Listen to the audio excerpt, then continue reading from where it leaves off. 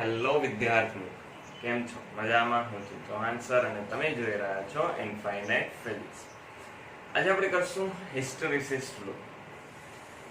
એનાથી આગળના દરેક ટોપિકના વિડીયો લેક્ચર બની ગયા છે. જો તમે ના જોયા હોય તો આ લેક્ચરની ડિસ્ક્રિપ્શન બોક્સની અંદર મળી જશે, તો ખાસ જોઈ લો.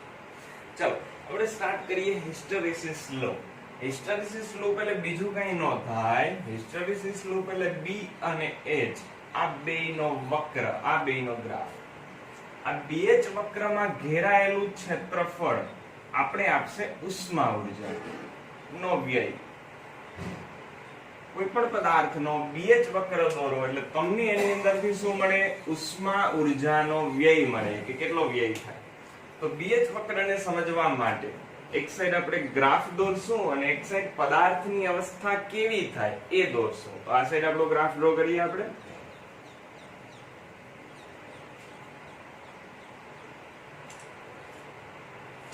થોડોક લાંબો કરીએ.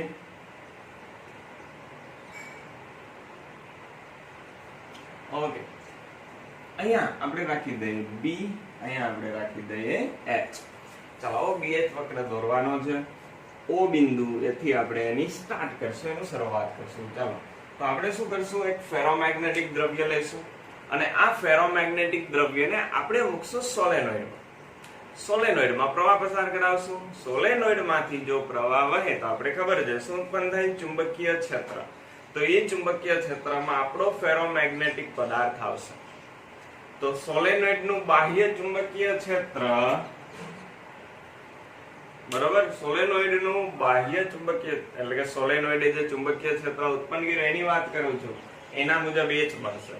પછી આપણે ખબર છે ફેરોમેગ્નેટિક પદાર્થને ચુંબકીય ક્ષેત્રમાં મૂકીએ તો ડોમેન તૂટવા માંડે, બધા ડાયપોલ એક જ દિશામાં ગોઠવાય, એની અંદરથી પણ ચુંબકીય ક્ષેત્ર ઉત્પન્ન થાય. બહારનું B0 અંદરનું B, એ બેયનો સરવાળો કરો તો કુલ ચુંબકીય ક્ષેત્ર શું બને? B. તો એવા B અને H નો આપણે અહીંયા શું ડ્રો કરવાનો છે? વક્ર ડ્રો કરવાનો છે. ચલો O બિંદુ આગળ કોઈ ફેરોમેગ્નેટિક પદાર્થ આપણે લઈએ. ક્યાં બિંદુ આગળ લીધો છે? O બિંદુ આગળ કોઈ ફેરોમેગ્નેટિક પદાર્થ લઈએ તો ધારી લો આવી કઈક રચના ધરાવે છે. O બિંદુ આગળ ફેરોમેગ્નેટિક પદાર્થ આવી કઈક રચના ધરાવે છે. હવે હું શું કરું? સોલેનોઇડની અંદર પ્રવાહ વહેડાવવાનું વધાર. તો આપણે ખબર છે H વધે. H વધે એમ શું થાય? તો કે ભાઈ અહીંયા ડોમેઇન છે, ડોમેઇન વોલ તૂટવા માંડે, બધા ડાયપોલ એક દિશામાં ગોઠવવા માંડે. એના લીધે આપણે ખબર છે B ની અંદર પણ શું થાય? વધારો થાય. બરોબર. અને આપણો ગ્રાફ આ B અને H નો સંબંધ રેખીય હોતો નથી. તો આપણો ગ્રાફ છે કે આવી રીતના આગળ વધે, અહીંયા સુધી પહોંચે. અહીંયા આવી ગયું A બિંદુ. આ A બિંદુ આગળ થઈ ગયું હશે સંતૃપ્ત મેગ્નેટાઇઝેશન. સંતૃપ્ત મેગ્નેટાઇઝેશન A બિંદુ આગળ થઈ ગયું હશે. સંતૃપ્ત મેગ્નેટાઇઝેશન એટલે એનાથી આગળ હવે મેગ્નેટાઇઝેશન થાય નહીં, એનાથી આગળ ડાયપોલ ક્ષેત્રને સમાંતર ગોઠવાય નહીં. તો આપણી એ બિંદુ આગળની રચના, આપણો પદાર્થ, બધા ડોમેન તૂટી ગયા હશે. સમજાય છે? H વધારવાના લીધે B પણ વધશે અને છેલ્લે એ બિંદુ આગળ જ્યારે આપણે પહોંચશું ત્યારે આપણી આકૃતિ કેવી હશે વિદ્યાર્થી મિત્રો? ધારી લે આ દિશામાં આપણે ચુંબકીય ક્ષેત્ર આપ્યું છે. તો જે દિશામાં ચુંબકીય ક્ષેત્ર તમે આપ્યું હોય B0 એ જ દિશામાં ડાયપોલ મોમેન્ટ ગોઠવાય. B0 ના લખવું હોય તો H, જે દિશામાં H હોય એ દિશામાં મેગ્નેટાઇઝેશન ફેરોમેગ્નેટિક ની અંદર મળે. ચલો તો એ બિંદુ આગળ બધા ડાયપોલ મોટા ભાગના 100% ડાયપોલ ક્ષેત્રને સમાંતર ગોઠવવા શક્ય નથી. આગળ પણ વાત કરી દીધી ઉષ્મા ઉર્જાના લીધે, બરોબર. પણ મોટા ભાગના ડાયપોલ અહીંયા આમ ગોઠવાઈ ગયા હશે. ચલો એ બિંદુની આકૃતિ પૂરી થઈ. હવે આપણે શું કરશું? ધીમે ધીમે આ H ને વધારતા હતા ને હવે H ને ઘટાડશું.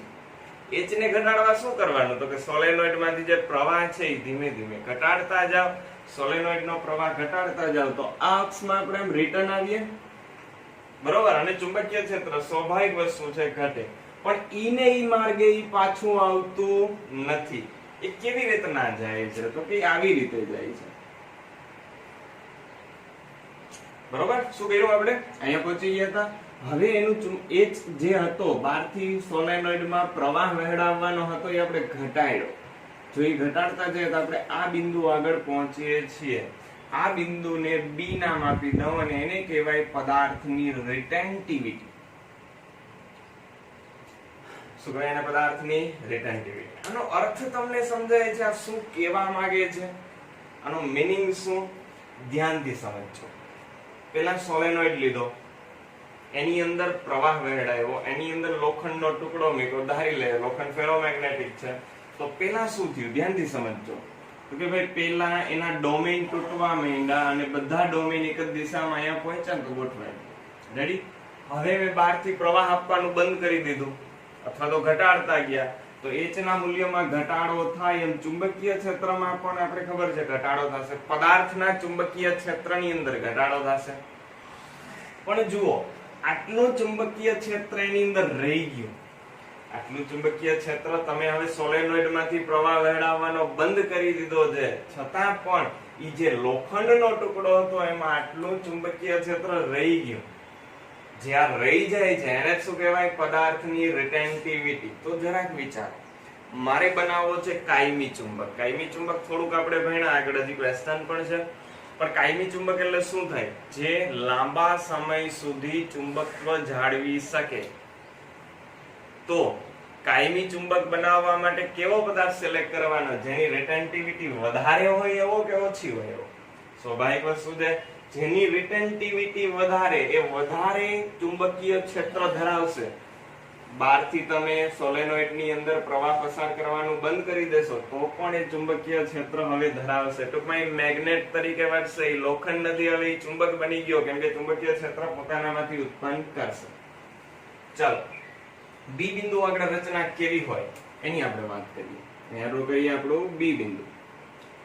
તો બી બિંદુ આગળ જુઓ, તમે H ની ડાયરેક્શન અહીંયાથી ચેન્જ કરી છે, તો ચુંબકીય ક્ષેત્ર પણ આ દિશામાં બદલાશે. પેલા આ દિશામાં હતું, હવે એની વિરુદ્ધ દિશા. H અહીંયાથી આપણે ઘટાડતા ગયા ને એટલે H ની ડાયરેક્શન ચેન્જ થઈ, તો H હવે આ દિશામાં છે. તો બધા ડાયપોલ આમ ગોઠવાયેલા હતા, હવે વિરુદ્ધ ચુંબકીય ક્ષેત્ર આવશે, એના લીધે ફરીથી આની અંદર અમુક ડોમેઇન બનશે. પેલા જેટલા નહીં, અમુક ડોમેઇન બનશે. અને એ બધાની ડાયપોલ મોમેન્ટની જો વાત કરીએ તો મોટા ભાગના ચુંબકીય ક્ષેત્રની દિશામાં અમુક હશે. ચલો, અમુક એનાથી અલગ પણ હોઈ શકે. તો એ બિંદુ આગળ ઘણા ડાયપોલની દિશા એક જ હોવાના લીધે કાંઈક ચુંબકીય ક્ષેત્ર એની અંદર આટલું ઉત્પન્ન થાય છે. બરોબર. જ્યારે H 0 થાય, આમ પણ યાદ રાખી શકો, જ્યારે H 0 થાય ત્યારે B ના મૂલ્યને શું કહેવાય? પદાર્થની રિટેન્ટિવિટી. ચલો આગળ વાત કરીએ. આપણે છે ને હજી આ H ને ઘટાડવો છે, આ H ને હજી ઘટાડવો છે. તો H ને ઘટાડીએ, H ને ઘટાડીએ એટલે હવે H ની ડાયરેક્શન ચેન્જ થઈ ગઈ. બરોબર. તમે અહીંયા પહોંચ્યા તો H 0, કોઈ ચુંબકીય ક્ષેત્ર આપણે આપતા નહોતા, ડાયરેક્શન ચેન્જ કરી નાખી હતી અને ટૂંકમાં ધીમે ધીમે પ્રવાહ આપણે બંધ કરી દીધો. ક્લિયર છે? હવે અહીંયાથી આપણે ડાયરેક્શન ચેન્જ કરીએ છીએ તો શું થાય? આપણો પદાર્થ એમાં આમ ચુંબકીય ક્ષેત્ર આપીએ. જો ડોમેઇન તો બનવા માંડ્યા હતા, હજી તમે એને વિરુદ્ધ દિશાનું ચુંબકીય ક્ષેત્ર આપ્યું છે, તો ફરીથી મૂળ જે વસ્તુ હતી એવું જ ડોમેઇન ફરીથી બનશે. પણ દરેકની ડાયપોલ મોમેન્ટ ઉપર કરતા સાવ અલગ હશે, ઉપર કરતા સાવ અલગ હશે, સાવ વિરુદ્ધ હશે. સાવ વિરુદ્ધ એટલે અહીંયા આમ છે તો અહીંયા આમ આવશે, અહીંયા નીચે છે તો અહીંયા ઉપર, અહીંયા આ સાઈડ અને અહીંયા ઉપર. બરોબર. ક્લિયર થઈ ગયું? હવે H ની વેલ્યુ આમ તમે ઘટાડતા જાઓ છો. આ આપણું બિંદુ B છે. ઓકે. હવે આ બિંદુ છે એ આપણું C છે. હવે આપણે શું કરીએ છીએ? H ની વેલ્યુ કન્ટિન્યુઅસલી ઘટાડીએ છીએ. H ની વેલ્યુ ઘટાડશો તો B ઘટશે. શું કામ B ઘટશે? B આ સાઈડ હતું, H આ સાઈડ આવ્યું, વિરોધ કરે છે બંને એટલે ઘટશે. ઘટીને અહીંયા આવ્યું. અહીંયા એક વસ્તુ નોટ કરો, અહીંયા એક વસ્તુ ચેક કરો કે અહીંયા B ની વેલ્યુ ભાઈ 0 છે. B ની વેલ્યુ 0 હોય ત્યારે H ની વેલ્યુ જે પણ મળે એને કહેવાય પદાર્થની કોર્સિવિટી. શું કહેવાય છે એને? પદાર્થની કોર્સિવિટી. ચલો આ થઈ ગઈ મારા માટે પદાર્થની કોર્સિવિટી. B0 હોય ત્યારે H નું જે મૂલ્ય મળે એને કહેવાય પદાર્થની કોર્સિવિટી. એ મૂલ્ય પણ આપેલા છે કે અહીંયા જે વેલ્યુ મળે છે રિટેન્ટિવિટીની એ મળે છે લગભગ 1.2 ટેસ્લા, એટલે ખૂબ મોટી કહેવાય. જે વર્લ્ડનો સૌથી વધારે ચુંબકીય ક્ષેત્ર ઉત્પન્ન કરે એવો મેગ્નેટ છે એ 44 ટેસ્લાની અરાઉન્ડ એનું ચુંબકીય ક્ષેત્ર છે. તો આ 1 ટેસ્લા છે તો આ મોટું જ કહેવાય. અને અહીંયા તમારે કરંટ જોઈએ B ને 0 કરવા માટે લગભગ કોર્સિવિટીની વેલ્યુ 90 એમ્પિયર પર મીટર વેલ્યુ છે. ખાસ યાદ રાખજો, MCQ માં પૂછાઈ શકે. BR ની વેલ્યુ અને H કોર્સિવિટી HC પણ તમે દર્શાવી શકો, એની વેલ્યુ છે 90 એમ્પિયર. ચલો અહીંયા પહોંચ્યા ને તો તમે જુઓ જ્યાં મૂળ અવસ્થા હતી એવી જ અવસ્થા થઈ ગઈ, પણ ડાયરેક્શન આપણી ચેન્જ થઈ ગયેલી છે. હજી આપણે H ની વેલ્યુ વધારીએ, ત્યાંથી સમજો. હજી આપણે શું કરીએ, H ની વેલ્યુ વધારીએ, આ દિશામાં આગળ જઈએ તો આ દિશામાં ગ્રાફ આપણો આવો બનશે અને અહીંયા બની જશે સંતૃપ્ત મેગ્નેટાઇઝેશન. શું બની જશે? સંતૃપ્ત મેગ્નેટાઇઝેશન. હવે H ની વેલ્યુ આ સાઈડ, એટલે કહેવાનો અર્થ એ કે હવે ચુંબકીય ક્ષેત્ર હજી આની આ સાઈડ આપો તો બધા ડાયપોલ એ દિશામાં ગોઠવાઈ જશે. આ બિંદુ છે મારા માટે D, બરોબર? બધા ડાયપોલો એ દિશામાં ગોઠવાઈ જશે. ચાલો હવે સંતૃપ્ત મેગ્નેટાઇઝેશન થઈ ગયું છે. મેન અહીંયા સુધી હોય પછી તો પાછી બધી પ્રોસેસ રિપીટ થાય. તમે અહીંયાથી લઈ અને અહીંયા સુધી પહોંચી ગયા છો, બરોબર? હવે H ની વેલ્યુ આ સાઈડ લઈ જાય તો ગ્રાફ આવી રીતના મળે, બરોબર? હજી H ની વેલ્યુ વધારીએ, પણ પેલા આ જે વેલ્યુ છે એને શું કહેવાય? આને કહેવાય પદાર્થની ફરીથી રિટેન્ટિવિટી. જ્યારે H 0 થાય ત્યારે B ની જે વેલ્યુ મળે એને શું કહેવાય છે? પદાર્થની રિટેન્ટિવિટી. તો આ પણ શું છે આપણા માટે? પદાર્થની રિટેન્ટિવિટી છે. અને અહીંયા એને BS નામ આપ્યું છે અને એની વેલ્યુ છે 1.5 ટેસ્લા. તમે જુઓ અહીંયા ને અહીંયા અલગ અલગ વેલ્યુઓ જોવા મળે છે. હજી તમે H ની વેલ્યુ ઉમેરશો, વધારશો તો ગ્રાફ અહીંયા સુધી આવશે. અને શું કહેવાય? પદાર્થની કોર્સિવિટી. ઓકે, હજી તમે આગળ વધશો, H ની વેલ્યુ વધારશો તો ગ્રાફ કનેક્ટ થઈ જશે. તો આ જે વક્ર છે એને નામ આપવામાં આવ્યું છે BH વક્ર. અને આ BH વક્રમાં ઘેરાયેલું ક્ષેત્રફળ શું આપશે? આપણે ઉષ્મા ઉર્જાનો વ્યય. આપણે મેન ક્યાં સુધી જોવાનું? D સુધી. પછી પ્રોસેસ પાછી બધી રિપીટ થઈ, એટલે આપણે એના આ દોર્યા નહીં. તો ખાસ આ ડ્રો કરો કે આ દરેક વસ્તુ શું કહેવા માંગે છે. ખાસ યાદ રાખજો, આપણે શું કર્યું છે? એક સોલેનોઇડ લીધો છે, એમાં પ્રવાહ વહેડાવીએ છીએ, એના લીધે એનું ચુંબકીય ક્ષેત્ર ઉત્પન્ન થાય, ઈ આપણો H. અને સોલેનોઇડ ની અંદર લોખંડનો ટુકડો મૂક્યો છે. હવે એના પર ચુંબકીય ક્ષેત્ર આવે તો એના ડોમેન ઈ દિશામાં ગોઠવાય, એનું ચુંબકીય ક્ષેત્ર ઉત્પન્ન થાય, એના લીધે પરિણામી ચુંબકીય ક્ષેત્ર મળે B. એનો મેં ગ્રાફ દોર્યો છે. આવો કંઈક ગ્રાફ મને મળે છે. ખાસ આની અંદરથી ઘણી બધી વખત MCQ પૂછાય છે. મોસ્ટ આઈએમપી ક્વેશ્ચન છે MCQ માટે. એના માટે મોસ્ટ આઈએમપી ક્વેશ્ચન છે. આ MCQ માટે મોસ્ટ આઈએમપી ક્વેશ્ચન આપણા માટે છે. ખાસ યાદ રાખજો, જ્યારે H નું મૂલ્ય 0 થાય ત્યારે B નું જે મૂલ્ય મળે એને રિટેન્ટિવિટી કહેવાય. જ્યારે B નું મૂલ્ય 0 થાય ત્યારે જે H નું મૂલ્ય મળે એને શું કહેવાય છે? એની કોર્સિવિટી. અને ખાસ યાદ રાખવાનું, BH વક્રમાં ઘેરાયેલું ક્ષેત્રફળ શું આવે? ઉષ્મા ઉર્જાનો વ્યય આપે. ચલો BH વક્ર આપણે કમ્પ્લીટ કર્યો. ચલો વિડિયો પોઝ કરી આ આકૃતિઓ ખાસ દોરજો, સમજવા માટે અગત્યની આકૃતિઓ છે. ચાલો એના પછીનો ક્વેશ્ચન આપણે જોઈએ. એના પછીનો ક્વેશ્ચન છે કાયમી ચુંબકો અને વિદ્યુત ચુંબકો. હવે સાવ સિમ્પલ પોઈન્ટ આપણે આવશે. પ્રશ્ન નંબર 26, કાયમી ચુંબક અને વિદ્યુત ચુંબક. થોડોક અઘરો ક્વેશ્ચન છે, BH વક્ર, પણ MCQ પૂછાય છે. તમે નિરાતે સમજશો તો 100% સમજાઈ જશે. ચલો કેની વાત કરવાની છે આપણે? કાયમી ચુંબકો અને વિદ્યુત ચુંબકો. તો પહેલા આપણે કાયમી ચુંબકોની જ વાત લઈએ. આપણે ખબર છે કાયમી ચુંબકો કેને કહેવાય? કે ભાઈ જે પદાર્થ પોતાનામાં લાંબા સમય સુધી ચુંબકત્વ જાળવી રાખે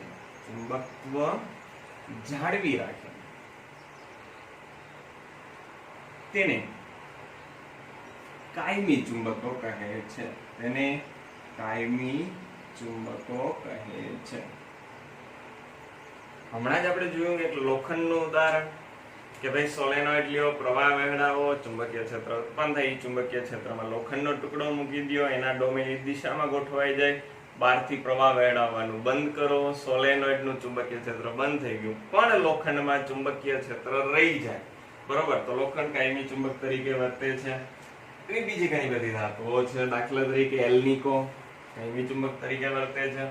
ચાલો તેની થોડીક વાત કરીએ કે ભાઈ પહેલાના જમાનાની અંદર જ્યારે સોલેનોઇડનું સંશોધન નહોતું થયું, અત્યારે સોલેનોઇડની મદદથી જ બનાવવામાં આવે છે, પણ જ્યારે સોલેનોઇડનું સંશોધન નહોતું થયું ત્યારે વ્યક્તિઓ કેવી રીતના મેગ્નેટ બનાવતા? તો એ લોખંડના સળિયાને ઉત્તર દક્ષિણ દિશામાં જકડી રાખી અને સતત ઠપકારતા. ઉત્તર દક્ષિણ દિશામાં એવું શું છે? આપણે ખબર છે પૃથ્વીનું ચુંબકીય ક્ષેત્ર કઈ દિશામાં છે? ઉત્તર દક્ષિણ દિશામાં છે. તો ઈ ચુંબકીય ક્ષેત્રમાં જ્યારે એને ટીપવામાં આવે તો એના જે ડોમેનના એની જે ડાયપોલ મોમેન્ટ છે ઈ દિશામાં ગોઠવાય અને લાંબા સમય પછી ચુંબક બની જાય. પછી એક મેથડ એવી પણ છે જે તમે ઉપયોગ કર્યો હશે, કોઈ લોખંડનો સળિયો લેવાનો, કોઈ એક મેગ્નેટ લેવાનો, મેગ્નેટનો એક છેડો ઘસવાનો, તો મેગ્નેટનો એક છેડો ઘસવાથી લોખંડનો સળિયો પણ શું બની જશે? ચુંબક બની જશે. પણ સૌથી સિમ્પલ મેથડ સોલેનોઇડ વાળી. સોલેનોઇડની અંદર લોખંડનો ટુકડો મૂકી સોલેનોઇડમાં પ્રવાહ પસાર કરો એટલે લોખંડ શું બની જાય? ચુંબક. આવી રીતના પહેલાના જમાનાની અંદર કાયમી ચુંબકો બનાવવામાં આવતા. બરોબર, તો કાયમી ચુંબકોને રિલેટેડ થોડીક આપણે વાતો કરી. ચલો બીજા આપણા છે વિદ્યુત ચુંબકો.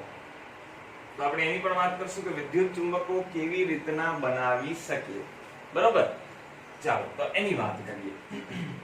પણ થોડીક રાશિઓની સાથે વાત કરીએ. કાયમી ચુંબકો બનાવવા માટે આપણે જરૂર શું પડે, અથવા તો કાયમી ચુંબક બનાવવા હોય તો કેવા પદાર્થ સિલેક્ટ કરવા? તો કાયમી ચુંબક બનાવવા માટે એવા પદાર્થ સિલેક્ટ કરવા જેની રિટેન્ટિવિટી વધારે હોય. તમારે કાયમી ચુંબક બનાવવું હોય તો એવું દ્રવ્ય સિલેક્ટ કરવું જોઈએ જેની રિટેન્ટિવિટી વધારે હોય. સિમ્પલ વસ્તુ છે વિદ્યાર્થી મિત્રો. રિટેન્ટિવિટી એટલે શું થતું હતું? યાદ કરો, રિટેન્ટિવિટી એટલે h નું મૂલ્ય 0 થાય એટલે બહારથી તમે પ્રવાહ બંધ કરી દો છતાં પણ એમાં ચુંબકીય ક્ષેત્ર રહી જાય. ઈ જેટલું વધારે રહે એટલું વધારે સારું. સાથે સાથે કોર્સિવિટી એ પણ વધારે હોય એવું દ્રવ્ય તમારે સિલેક્ટ કરવાનું. એટલે એનો ચુંબકત્વને નાશ કરવા માટે તમારે વિરુદ્ધ દિશામાં વધારે પ્રવાહ વહેડાવવો પડે. સાથે સાથે એવું દ્રવ્ય સિલેક્ટ કરવાનું જેની પરમીએબિલિટી વધારે હોય. પરમીએબિલિટી ના લીધે શું થાય? પરમીએબિલિટી ના લીધે એમાં ચુંબકીય ક્ષેત્રનો ફેલાવ એની અંદરની બાજુ સરળતાથી થઈ શકે. ચાલો, તો જ્યારે પણ તમારે કાયમી ચુંબક બનાવવો હોય તો એની અંદર આવી ક્વોલિટી હોવી જોઈએ: રિટેન્ટિવિટી વધારે, કોર્સિવિટી વધારે, પરમીએબિલિટી વધારે. ઘણા જાણીતા દ્રવ્યો છે, દાખલા તરીકે સ્ટીલ,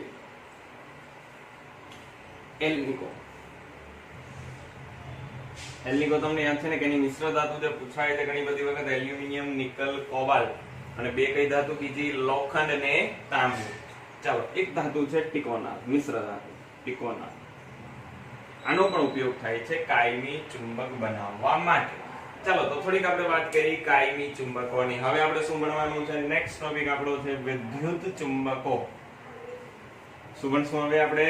વિદ્યુત ચુંબકો. ચાલો, વિદ્યુત ચુંબક ઇંગ્લિશમાં એને કહેવાય ઇલેક્ટ્રોમેગ્નેટ્સ. ઇલેક્ટ્રોમેગ્નેટ્સ. એની ખાસિયત શું છે? જ્યાં સુધી પ્રવાહ વહેડાવો ત્યાં સુધી ચુંબકીય ક્ષેત્ર ઉત્પન્ન કરે, પછી બંધ. દાખલા તરીકે સોલેનોઇડ જોઈ લ્યો, જ્યાં સુધી પ્રવાહ વહેડાવો ત્યાં સુધી એની અંદર ચુંબકીય ક્ષેત્ર ઉત્પન્ન થાય, પછી બંધ થઈ જાય. તો એ પણ કહી શકીએ વિદ્યુત ચુંબક છે. ઘણા બધા એના ઉપયોગો પણ છે. ખાસ યાદ રાખવાનું, વિદ્યુત ચુંબકોમાં શું થાય? જ્યાં સુધી પ્રવાહ વહે ત્યાં સુધી ચુંબકીય ક્ષેત્ર ઉત્પન્ન થાય, પ્રવાહ બંધ એનું ચુંબકીય ક્ષેત્ર પણ નાશ પામી જાય. એટલા માટે તેનું નામ શું હતું? વિદ્યુત ચુંબકો. શું નામ આપેલું છે વિદ્યાર્થી મિત્રો? એને વિદ્યુત ચુંબકો, એટલે વિદ્યુતના ચુંબકો આ છે. વિદ્યુત હશે, વિદ્યુત પ્રવાહ પસાર કરશો તો જ ચુંબકીય ક્ષેત્ર ઉત્પન્ન થશે. એક સિમ્પલ એવું એનું ઉદાહરણ છે નરમ લોખંડ. શું છે એનું સિમ્પલ એવું ઉદાહરણ? નરમ લોખંડ. બરાબર, જેની મદદથી તમે સોલેનોઇડ પણ બનાવો છો, એ નરમ લોખંડ. આ નરમ લોખંડ વિદ્યુત ચુંબક છે. હવે વાત કરીએ આના ઉપયોગોની. ઘણી બધી જગ્યાએ થાય. દાખલા તરીકે આપણી ઇલેક્ટ્રિકલ બેલ. આ ઇલેક્ટ્રિકલ બેલ ની અંદર વિદ્યુત ચુંબકો હોય. તમે સ્વિચ દબાવો, કરંટ પસાર થાય, ચુંબકીય ક્ષેત્ર પસાર થાય, ચુંબકીય ક્ષેત્ર ઉત્પન્ન થાય, એના લીધે અવાજ આવે.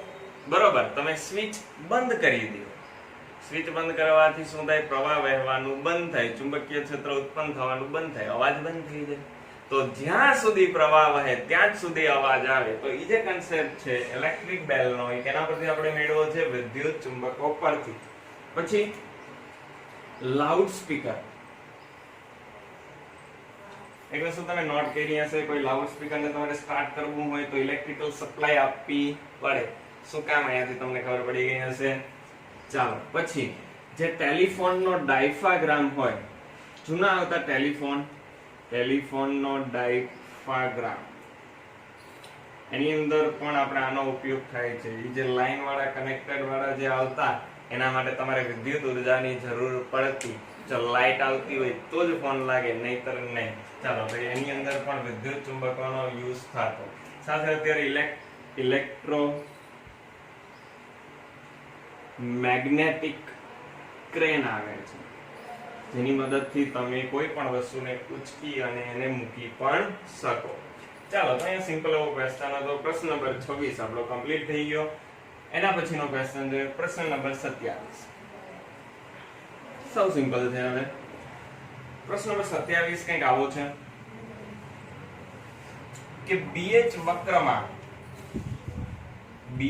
વક્રમાં ઘેરાયેલું ક્ષેત્રફળ શું આપે? BH વક્રમાં ઘેરાયેલું ક્ષેત્રફળ શું આપે? અને ટ્રાન્સફોર્મર જેવી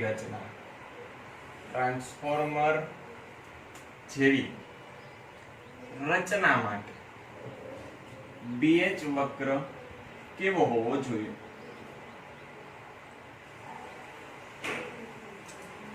સિમ્પલ એવો ક્વેશ્ચન છે. એક નવી વસ્તુ આની અંદર આપણે શીખશું, ટ્રાન્સફોર્મર.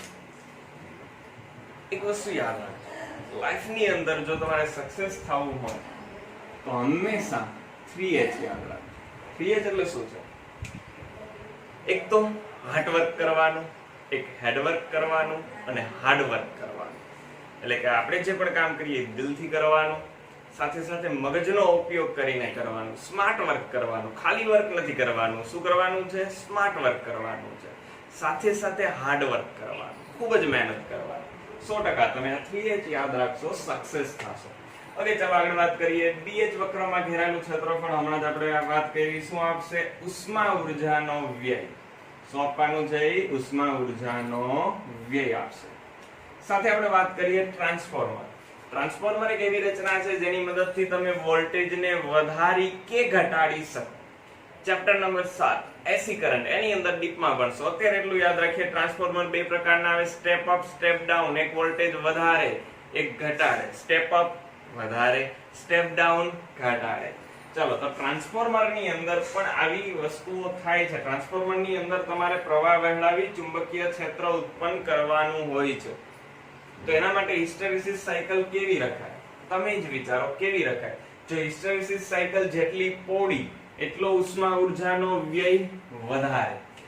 ઉષ્મા ઉર્જાનો વ્યય વધારે થાય તો ટ્રાન્સફોર્મરમાં આપણે જે આઉટપુટમાં પાવર મળે ઓછો મળે, તો આપણે ટ્રાન્સફોર્મર બનાવવા માટે એવા દ્રવ્યો સિલેક્ટ કરવાના જેની હિસ્ટેરેસિસ સાયકલ એટલે BH વક્ર સાંકડો. સાથે સાથે એની અંદર આપણે ચેપ્ટર નંબર 6 ની અંદર ભણશું એડી કરંટ. એડી કરંટ અનિચ્છનીય પ્રવાહ. એડી કરંટ એટલે થાય અનિચ્છનીય પ્રવાહ. બરોબર? તો એની પણ આપણે વાત કરશું. એડી કરંટને ઘટાડવાનો થશે આપણે. તો એડી કરંટને ઘટાડવા માટે આપણે એવા દ્રવ્યો સિલેક્ટ કરવાના જેની અવરોધકતા ρ વધારે. બરોબર, અત્યારનો ટોપિક નથી, સમજાશે પણ નહીં. ચેપ્ટર નંબર 6 આવશે, એડી કરંટ એની અંદર આવશે. ઓટોમેટિકલી તમને આ વસ્તુ સમજાઈ જશે કે એવા દ્રવ્યો સિલેક્ટ કરવાના સાથે સાથે જેનો BH વક્ર સાંકડો હોય અને જેની અવરોધકતા વધારે હોય, તો એડી કરંટ ઓલરેડી ઓછો ઉત્પન્ન થશે. ચાલો હવે છેલ્લો ક્વેશ્ચન આપણો બાકી છે અને એ ક્વેશ્ચન છે હાર્ડ ફેરોમેગ્નેટિક અને સોફ્ટ ફેરોમેગ્નેટિક નો. ચાલો, હાર્ડ ફેરોમેગ્નેટિક પદાર્થ અને સોફ્ટ ફેરોમેગ્નેટિક પદાર્થ, એનો તફાવત ખાલી આપણે લખવાનો છે. ચાલો, તો હાર્ડ ફેરોમેગ્નેટિક પદાર્થ, એના માટે રિટેન્ટિવિટી નું મૂલ્ય કેવું હોય? વધારે. શું કામ?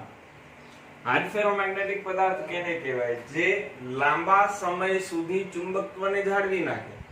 અને રિટેન્ટિવિટી એનો અર્થ પણ એ થાય. રિટેન્ટિવિટી એટલે કે તમે બહારથી ચુંબકીય ક્ષેત્ર દેવાનું બંધ કરી દો, H=0 કરી દો, ત્યારે ચુંબકીય ક્ષેત્ર અંદર પદાર્થની કેટલું વધે.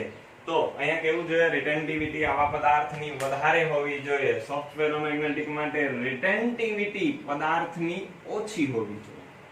એટલે પ્રવાહ વહેડાવો, ચુંબકીય ક્ષેત્ર પદાર્થ ઉત્પન્ન કરે. તમે બહારથી પ્રવાહ બંધ કરી દો, એ પણ બંધ કરી દો. જો રિટેન્ટિવિટી વધારે હોય તો લાંબા સમય સુધી ચુંબકત્વને જાળવી રાખે. ભૂલથી તમે ઇલેક્ટ્રિક બેલની અંદર સોફ્ટ ફેરોમેગ્નેટિક ની જગ્યાએ હાર્ડ ફેરોમેગ્નેટિક મૂકી દીધું હોય, શું થાય? તમે સ્વિચ ઓન કરો, કરંટ ફ્લો થાય અને આ ચુંબકત્વ લાંબા સમય સુધી જાળવી રાખે. એટલે જે આપણી ડોરબેલ છે એ કન્ટિન્યુઅસલી ચાલુ રહે. તો અહીંયા શું થવું જોઈએ? રિટેન્ટિવિટી ઓછી હોવી જોઈએ. એટલે પ્રવાહ વહેડાવો ત્યાં સુધી જ ચુંબકીય ક્ષેત્ર ઉત્પન્ન કરે. પ્રવાહ બંધ, પદાર્થ ચુંબકીય ક્ષેત્ર ઉત્પન્ન કરવાનું બંધ કરી દે. ચાલો, અહીંયા BH વક્ર, અહીંયા રિટેન્ટિવિટી વધારે હોય તો BH વક્ર આપણે ખબર છે પહોળો બનશે. રિટેન્ટિવિટી ઓછી હોય તો BH વક્ર સાંકડો બનશે. સિમ્પલ વસ્તુ છે. ચાલો હવે વાત કરીએ તેના ઉપયોગોની. હાર્ડ ફેરોમેગ્નેટિક નો ઉપયોગ થાય કાયમી ચુંબકો બનાવવા માટે. સોફ્ટ ફેરોમેગ્નેટિક નો ઉપયોગ શું થાય? વિદ્યુત ચુંબકો બનાવવા માટે. ચલો હવે વાત કરશું એના ઉદાહરણની કે હાર્ડ ફેરોમેગ્નેટિક નું ઉદાહરણ. દાખલા તરીકે એલ્નિકો, ટિકોનાલ. ઓકે, અને અહીંયા આનું ઉદાહરણ શું છે? નરમ લોખંડ. ચાલો, અને સિમ્પલ પછી આટલું દરી છે. હાર્ડ ફેરોમેગ્નેટિક માટે BH વક્ર પહોળો હોય, સોફ્ટ ફેરોમેગ્નેટિક માટે BH વક્ર સાંકડો હોય. તો અહીંયા વિદ્યાર્થી મિત્રો આપણું ચેપ્ટર નંબર 5 એની થિયરી છે એ આપણે કમ્પ્લીટ થઈ. જો તમને વિડીયો ગમ્યો હોય તો લાઈક કરજો, કોમેન્ટ કરજો, શેર કરજો અને સબસ્ક્રાઇબ કરજો.